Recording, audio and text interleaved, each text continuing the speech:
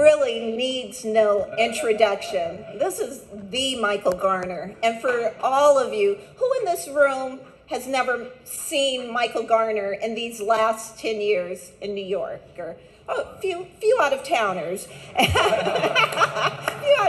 if not, you know that this brother has been in our community fighting the big fight for minority and women-owned businesses.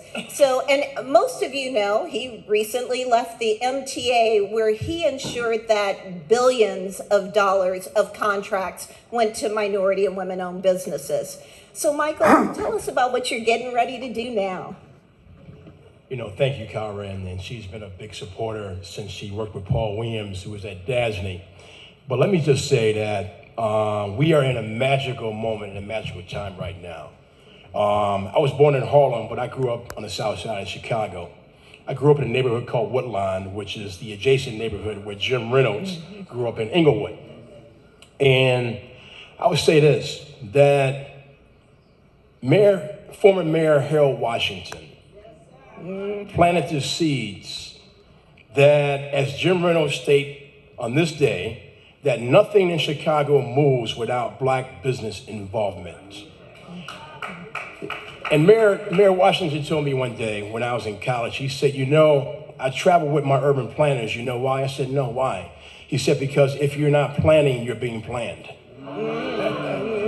If you're not planning, you're being planned. And so the magical moment that I'm talking about right now is that Mayor Eric Adams reminds me of Harold Washington. And in a conversation that he had with me, he said that, you know, I want to leave a legacy like Harold Washington left at the city of Chicago, as Maynard Jackson left in the great city of Atlanta.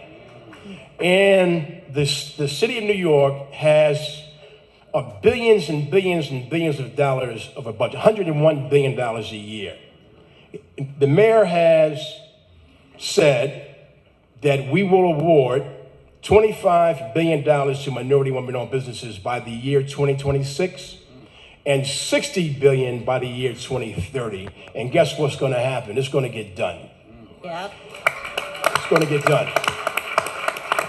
And let the church say amen. Yes. So you think about that we are in the Fortune 500 capital of the world. We're sitting in the middle where there's trillions of dollars of transactions taking place.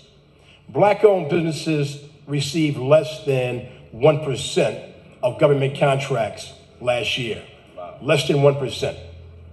During that 14-year journey at that small organization called the MTA is a $1 trillion organization, the largest transportation network in North America, that spends billions of dollars. We were able to pay in 14 years $17.3 billion to minority women-owned firms, the tops in the state, with 40% of that being paid to Black and Hispanic-owned businesses because we dealt with the disparity within the disparity. And so it took us all that time, and then the mayor, I retired on a Thursday evening. The mayor announced my appointment as New York City's first chief diversity officer in the history of the city of New York. The city of New York was incorporated in 1624. I'm the first chief diversity officer since 1624. Yeah. So we are going to get this thing done. We're going to focus on solutions and not being blinded by problems. And we're going to open up these contracts to people who look like you and me, because we're going to create jobs in the Black community.